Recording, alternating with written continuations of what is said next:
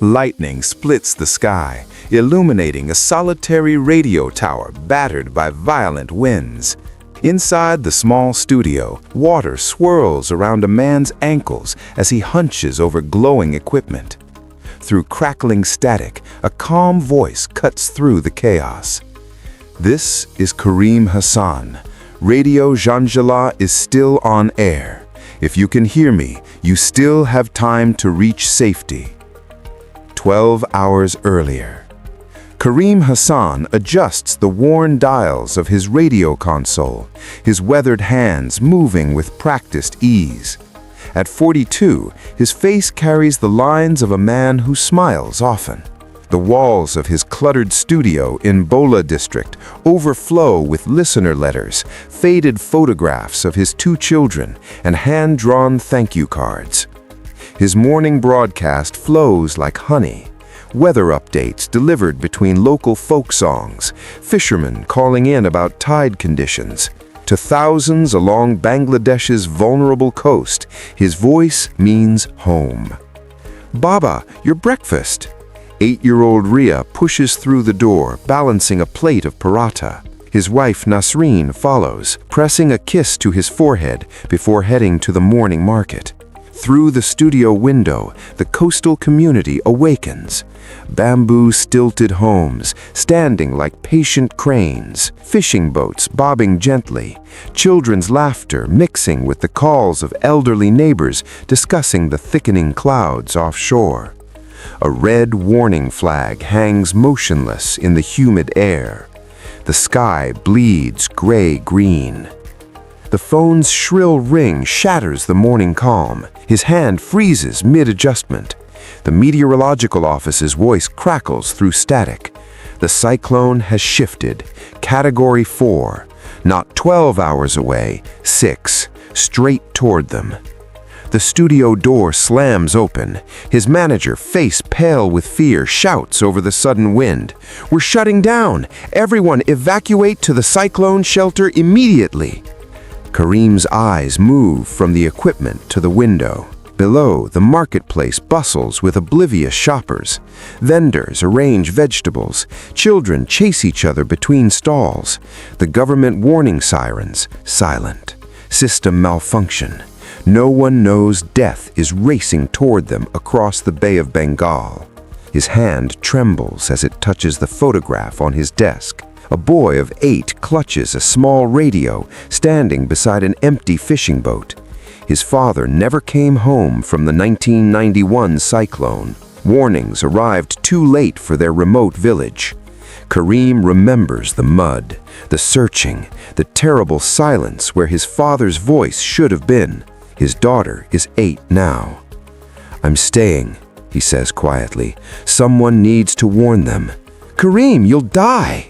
"Go, get your family safe. I'll follow once I know they've all heard." His manager hesitates, then runs. His fingers fly across his phone. "Take the children to the shelter. I'll be there soon, I promise." The lie tastes like ash, but Nasreen must be safe. He switches to emergency programming. His voice transforms. The warmth remains, but urgency threads through every word. Formal Bengali dissolves into the language of neighbors. "Hassan Ali, if you're listening at the tea stall, close up now. Take the shortcut through the school to the shelter. Uncle Rahman, bring your goats. Yes, I know they're stubborn, but you'll need them after. Mrs. Chowdhury, gather the children from the playground." Across the district, heads snap toward radios. A fisherman abandons his nets mid-cast. A mother scoops up her toddler. The tea stall owner's hand still on the glass he's cleaning. Understanding floods faces like dawn. Movement begins, purposeful, urgent, alive. The wind arrives like a living thing, screaming, clawing at the studio walls. Rain hammers horizontally against the windows with the force of bullets. The entire building shudders. Kareem grips the console as the lights flicker once, twice, then die.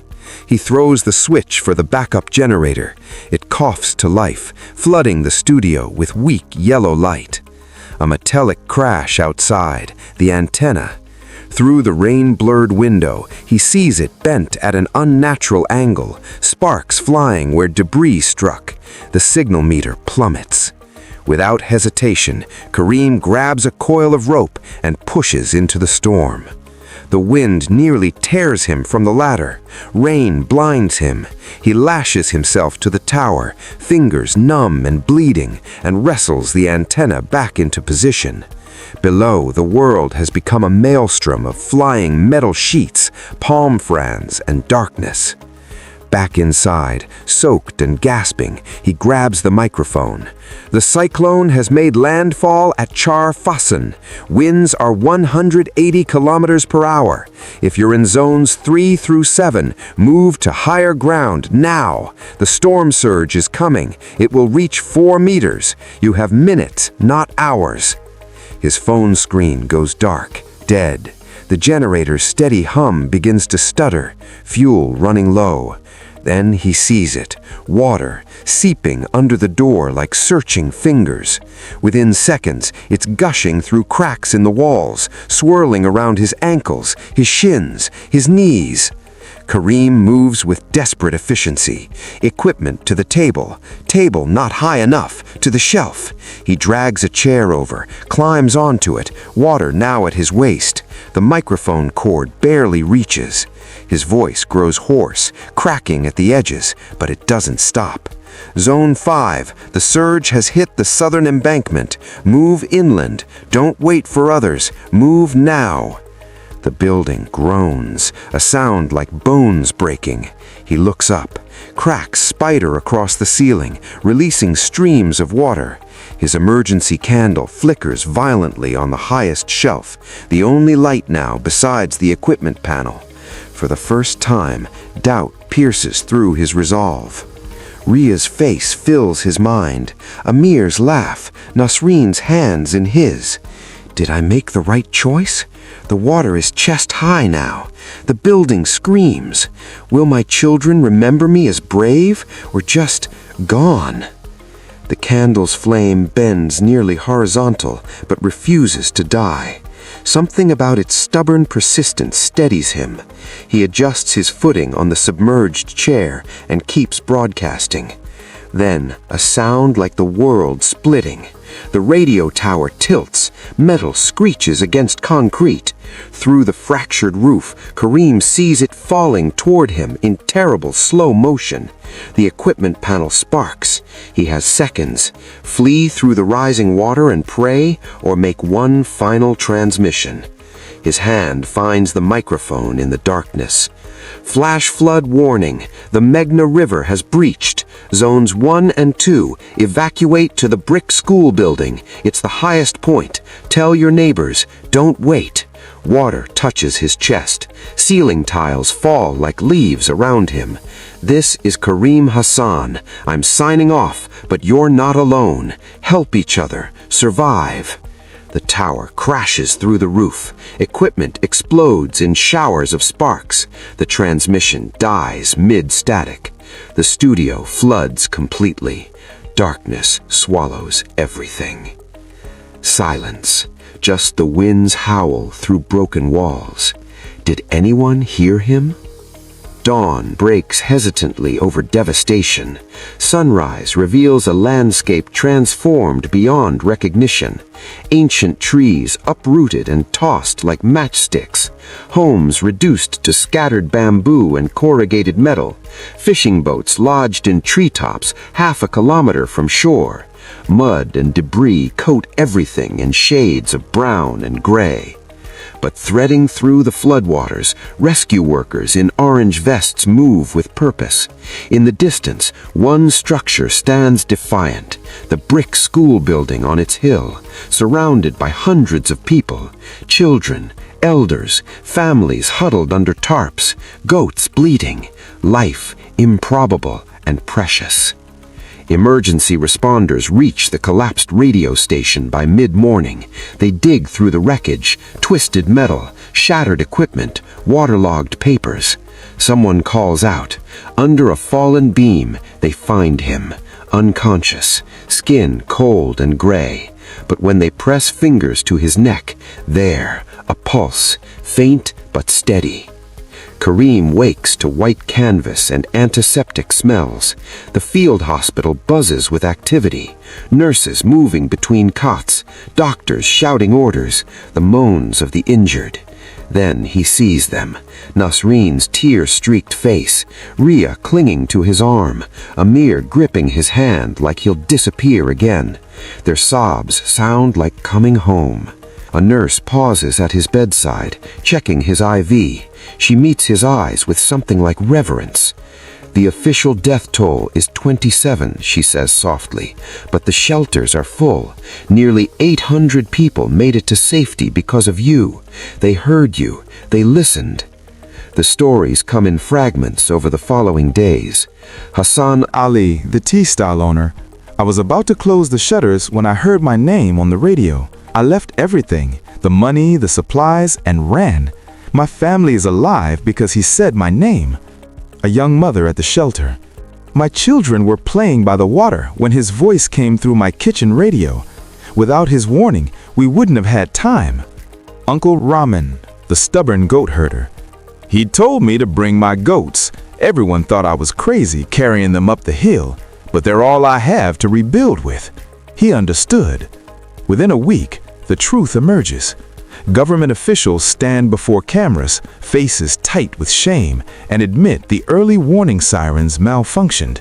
The official channels, the systems meant to protect, failed. But one man's decision bridged the gap between disaster and survival. Kareem's story spreads like ripples from a stone. Regional news, then national headlines, then international media.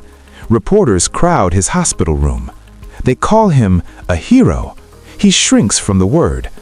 I just did what anyone should do. But community leaders and survivors don't let it end there. In town halls and shelters, at market stalls and fishing docks, the same questions emerge. What if every coastal community had a Kareem? What if we built a system that doesn't depend on one person's courage? What if the next cyclone comes and there's no one willing to stay? 6 months later, Bangladesh's Prime Minister stands before a newly constructed radio tower, cutting a ribbon. The National Community Radio Early Warning Network goes live. 500 community radio stations across coastal regions receive comprehensive upgrades, reinforced concrete structures that can withstand Category 5 winds, solar panels with battery backup systems, direct satellite links to the meteorological department, emergency broadcasting equipment that won't fail when it matters most. Local hosts from fishing villages to river deltas undergo intensive training, not just in reading weather reports, but in emergency communication, evacuation psychology, community-specific protocols. They learn to broadcast in Chetagonian, Sylheti, Rohingya, the languages of vulnerability. From above, the coastline at night now glimmers with transmission lights. Radio towers standing like sentinels, a constellation of protection where once there was only one flickering candle in the darkness. When the next cyclone forms in the Bay of Bengal, the test comes swiftly. But this time, it's not one voice cutting through static, it's a chorus. Hundreds of Kareems speak simultaneously across the coast, each one intimate with their community's geography, their people's names, their most vulnerable corners. Warnings flow in real time, precise and personal. The evacuation compliance rate surges from 30% to 92%. Fatalities plummet. Text appears over images of packed shelters and empty coastal villages. Since 2019, community-based early warning systems have saved lives in Bangladesh. In Bola district, Kareem sits in his rebuilt studio, walls now reinforced, solar panels gleaming on the roof.